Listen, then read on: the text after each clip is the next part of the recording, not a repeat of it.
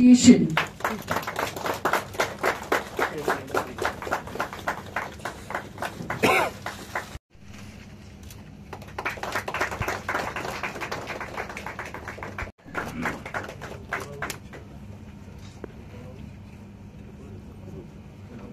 National Indian film academy award জয়পুরে যেটা অনুষ্ঠিত হয়েছে সেটা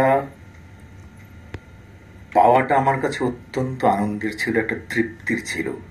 সত্যি এটা একটা বিরল ঘটনা। আমার জানা নেই, হয়তো নর্থ ইস্ট এবং ত্রিপুরা সহ নর্থ ইস্টের কোনো স্টেটেই কখনো আইফা কেউ পেয়েছেন কিনা আমি জানি না, হয়তো পেয়ে থাকলেও থাকতে পারেন। এটা সত্যি আনন্দের বিরল একটা অনুভূতি। যে ভালো লাগা আমার তৈরি হয়েছিল সেদিন, সেই সন্ধে যখন আমি পুরস্কার গ্রহণ করছিলাম। তারপর যখন আমি আমার রাজ্য, আমার জায়গা ত্রিপুরায় ফিরে আসি, হঠাৎ আমি ডিরেক্টর আইসিএ মাননীয় বিম্বিসার ভট্টাচার্য মহাশয় আমাকে ফোন করে জানালেন যে আমাদের প্রিয় শ্রদ্ধেয় মুখ্যমন্ত্রী মহাশয় সম্বর্ধনা একটা অনুষ্ঠানের আয়োজন করেছেন। এই অনুভূতিটা ছিল সেই অ্যাওয়ার্ড পাওয়ার অনুভূতির মতোই বিরল এবং অত্যন্ত আনন্দের, এবং আমি অন্তর থেকে আমার কৃতজ্ঞতা জানাচ্ছি আমাদের প্রিয় মুখ্যমন্ত্রী মহাশয়কে, আইসিএ দপ্তরকে, গভর্নমেন্ট অফ ত্রিপুরাকে এবং আমাদের এই সবার institution Tripura film and television institute টিএফটিআই-কে। অনুষ্ঠিত হয়েছিল 2022 সালে। আর আমি প্রায় 2 দশক আগে এখান থেকে পড়াশোনা করার জন্য আমি কিছুটা আমার ব্যক্তিগত অভিজ্ঞতা যদি শেয়ার করতে পারি তাহলে হয়তো পুরো বিষয়টা যেটা আমি বলতে চাইছি তুলে ধরতে পারবো। এটাও একটা গল্পের মতোই হয়েছে। আমি যখন 10ম শ্রেণীতে পড়তাম, বোধজন স্কুলে পড়তাম, তখন আমাদের মাননীয় নবেন্দুবাবু বোধজন স্কুলের ছাত্র ছিলেন। আমাদের একটা পরিচিতি আছে বোধজন স্কুলের। বোধজন স্কুলে পড়ার সময় থেকেই 10ম শ্রেণী পাশ করার পরেই আমার মনে হয়েছে, জানি না কেন, ছাত্র ভালো ছিলাম, ফিজিক্যাল সায়েন্সে লেটার সহ পাশ করেছি সবাই। তখন একটা আমাদের একটা প্রচলন ছিল, ভালো ছাত্ররা ডাক্তারি পড়বে, ইঞ্জিনিয়ারিং পড়বে। তখনও সেই জোয়ার এমবিএ করারটা আসেনি এখন, তখনও। কিন্তু আমি জানি না কিরকম একটা গো ধরেছিলাম ভেতরে ভেতরে, কাউকে কিছু বলিনি। আমি ভেবেছিলাম যে আমি সিনেমা নিয়ে পড়াশোনা করবো এবং সিরিয়াসলি করব। আমি একজন চলচ্চিত্রকার, film maker, film director, writer হব। খুব অল্প ছোট বয়সেই সিদ্ধান্তটা নেওয়াতে যেটা হয়েছে পজিটিভ জিনিস, সেটা হচ্ছে আমার ভেতর একটা মানে আমি সম্পৃক্ত হয়ে গেছি সেই ভাবনায় শিল্পী হিসাবে, এবং সেটাকে আমি পড়াশোনা করব, আমি শিখে জেনে ভালো সিনেমা তৈরি করার দিকে এগোবো।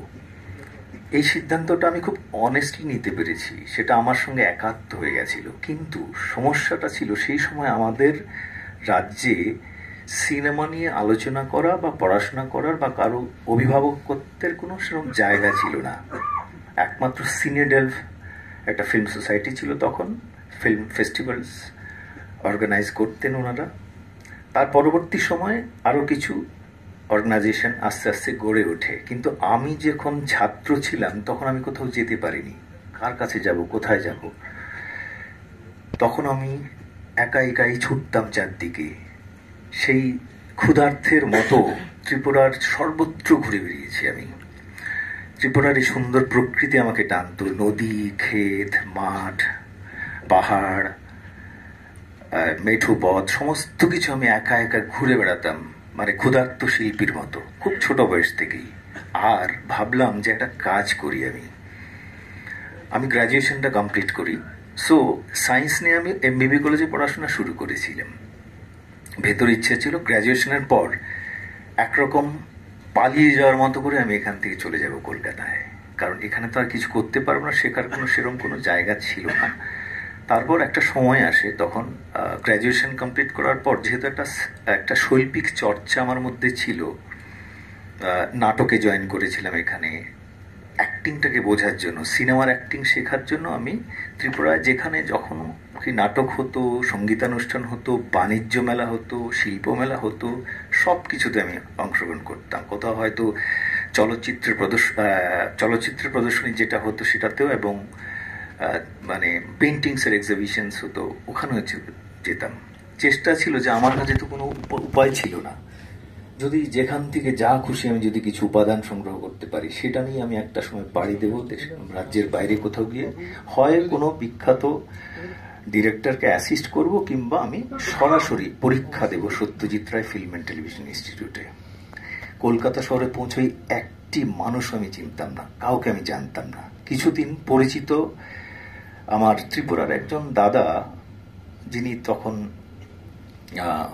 শিল্প সংস্কৃতি চর্চার সঙ্গে ছিলেন, তার সূত্র ধরে সোনারপুরের একটা জঙ্গলের একটা একতলা নির্জন বাড়িতে কিছুদিন থেকেছি, কারণ কোনো আমার আত্মীয় পরিজন চেনা জানা কেউ ছিল না। সেখান থেকে আবার খোঁজ খবর করতে করতে আমি ত্রিপুরা ভবনের ডরমেটরিতে কিছুদিন থেকেছি। একটা রুমে 4-5 থাকতে হতো, একটা বেডেই ছিল তার সীমানা। ওখানে পড়াশোনাটা চালিয়ে গেছি, যাতে করে আমি Satyajit Ray film and television ইনস্টিটিউটে চান্স পেতে পারি। And by the grace of almighty, সৌভাগ্যক্রমে আমি প্রথমবার পরীক্ষাতে আমি সুযোগ পাই Satyajit Ray film and television ইনস্টিটিউটে পড়াশোনা করার। কিন্তু সেটা ছিল একটা পর্যায়ে। দারুণ করে শিখেছি 3 বছর post graduate diploma film making এর বিভিন্ন ডিপার্টমেন্টগুলো থেকে একটা এক্সপার্টিজ অর্জন করা যায়, করেছি। কিন্তু বেরিয়ে এসেই দেখলাম আরেকটা যুদ্ধ। আমি তো চিনি না কাউকে, ফিল্ম ইন্ডাস্ট্রি কলকাতা কিংবা মুম্বাইয়ের কাউকেই চিনতাম না। আবার সেই সংগ্রাম, এরম করতে করতে করতে করতে 2 দশক কেটে যায় প্রায়। মাঝখানে অনেক কাজ করেছি, যেটা সারা পৃথিবীতে বিভিন্ন ফিল্ম ফেস্টিভ্যালে, যেটা কিছুক্ষণ আগে আমাদের ঘোষণা করেছেন, অনেক কাজ করেছি। ফিল্ম এডিট করেছি, লিখেছি, ডিরেক্ট করেছি। তবুও যেন বিশেষ কিছু ঘটছিল না, যেরকম কিছু চাইছিলাম সেটা। তারপর প্রথম যেটা ঘটল, 2018 সালে একটা ইন্ডিয়ার সবচেয়ে বড় স্ক্রিপ্ট রাইটিং কন্টেস্ট হয়েছিল 2018 সালে মুম্বাইতে। তার বিষয় ছিল global search for Indian script writers. ওখানে আমার লেখা সেই লাপাতা লেডিজের স্ক্রিপ্ট পাঠিয়েছিলাম, এবং প্রায় 4000 প্রতিযোগীর মধ্য থেকে আমারটা 2য় স্থান অধিকার করেছিল।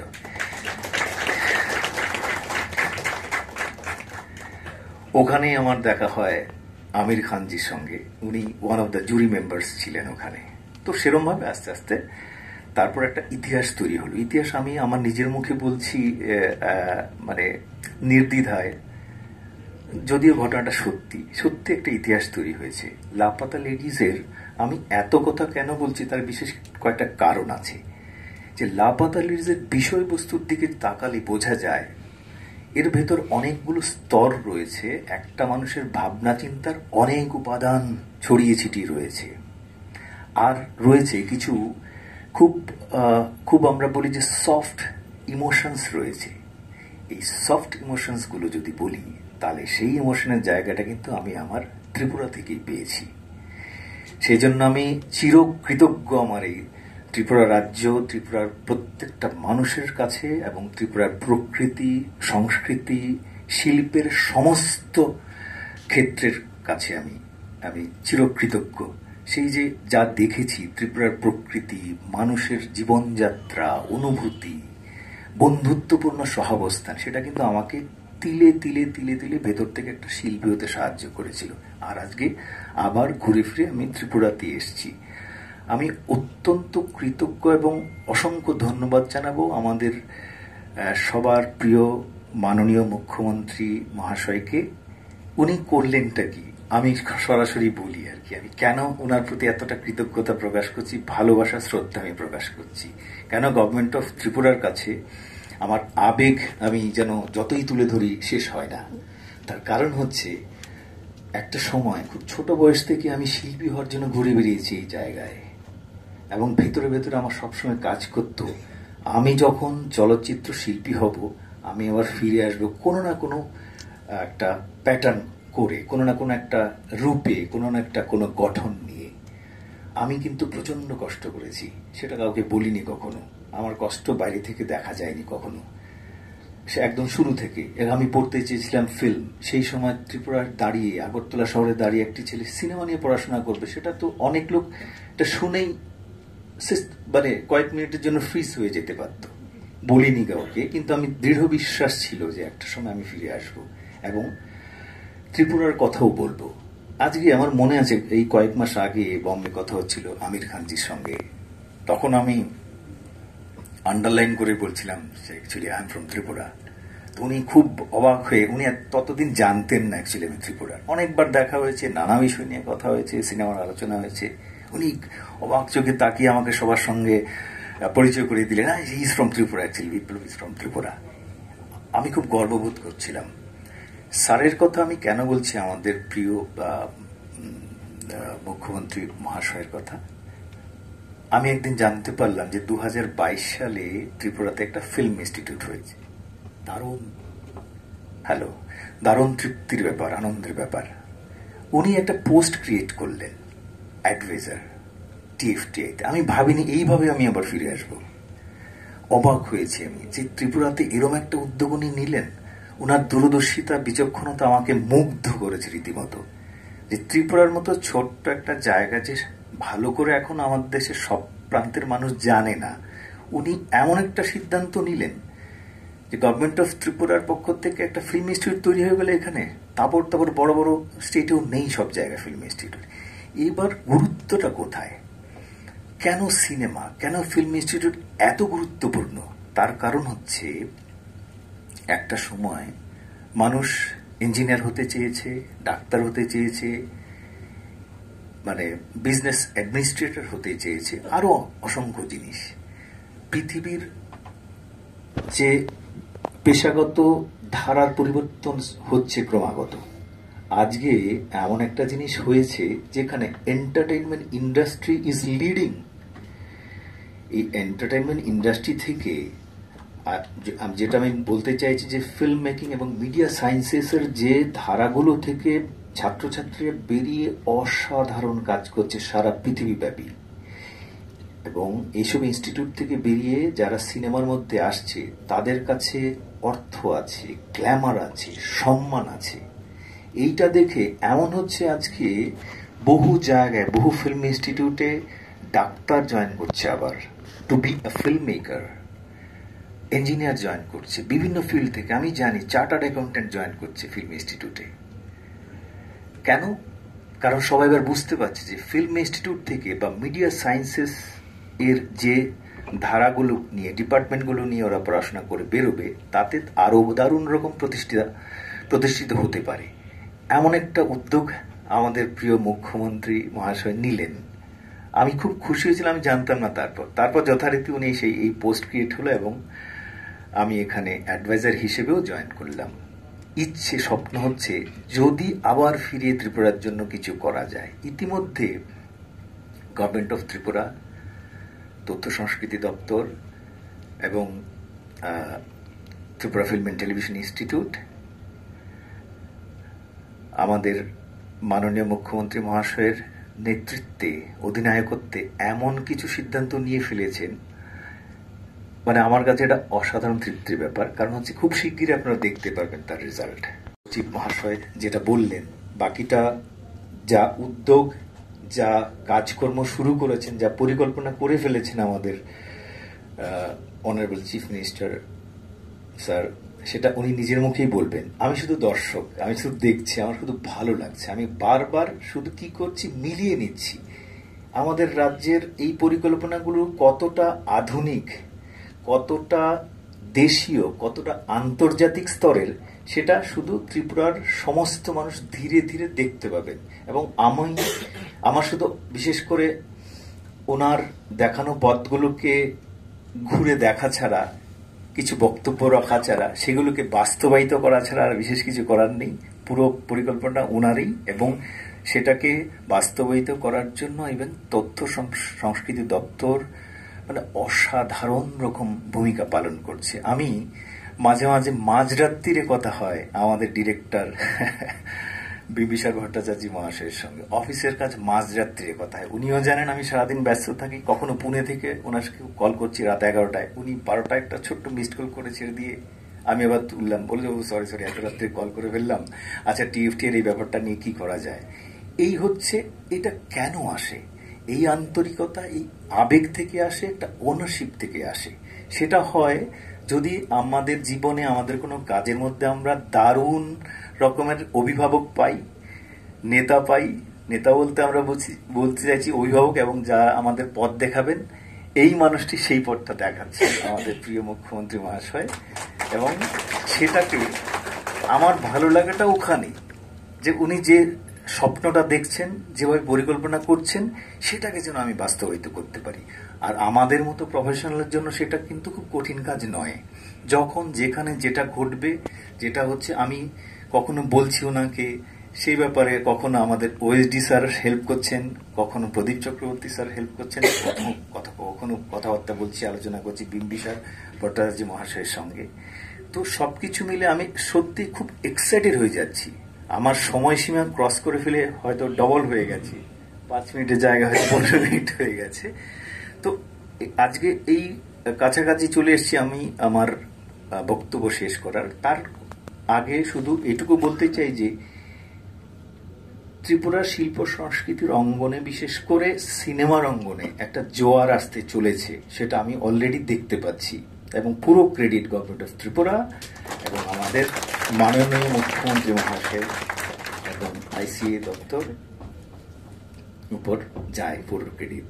তো আরো অনেক কিছু বলার ছিল, আর দীর্ঘায়িত করব না, শুধু এটুকু বলবো যে আজকের সময়ে দাঁড়িয়ে চলচ্চিত্র শিক্ষার একটা দারুণ প্রয়োজনীয়তা আছে। কারণ হচ্ছে কি, চলচ্চিত্র শুধুমাত্র, যখন আমরা শুধুমাত্র এন্টারটেনমেন্টের দিকেও যদি দেখি, পিওর এন্টারটেনমেন্ট যদি হয়, ভেতর থেকে ভালো জিনিসের মধ্য দিয়ে যদি আমরা ভালো লাগাতে পারি আমাদের সামনের মানুষগুলোকে, দর্শককে, রাজ্যের দেশের মানুষকে, এটাও একটা সুকর্ম।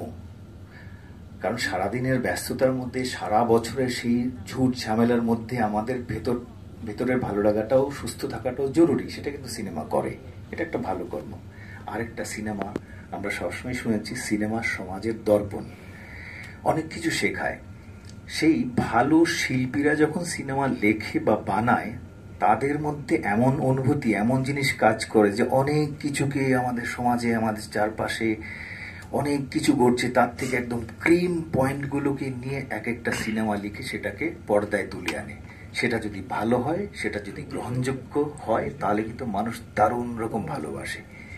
তো এই শিল্পী আগামী দিনে ত্রিপুরা থেকে তৈরি হবে। আমার দৃঢ় বিশ্বাস, এই শুধুমাত্র ত্রিপুরার ছাত্রছাত্রী ছেলেমেয়েরা এখানে আসবে তা নয়, সারা দেশ থেকে আসবে। যেভাবে উনি, আমাদের প্রিয় মুখ্যমন্ত্রী মহাশয় যেভাবে ডিজাইন করছেন সবাইকে সঙ্গে নিয়ে, আইসিএ দপ্তর এবং গভর্নমেন্ট অফ ত্রিপুরাকে নিয়ে, আমি দৃঢ় বিশ্বাসী যে এটা একটা সত্তর একটা জাতীয় স্তরের একটা শিক্ষা প্রতিষ্ঠান হবে। এবং ত্রিপুরাতে আরো প্রচুর প্রচুর আমার মতো ছেলে মেয়ে আগামী দিনে এগিয়ে আসবে এই ক্ষেত্রতে, এবং মিডিয়া সায়েন্সেসের ক্ষেত্রতে আগামী দিনে এগিয়ে আসবে। অসংখ্য ধন্যবাদ সবাইকে, সবার সঙ্গে সাক্ষাৎ করার ধন্যবাদ।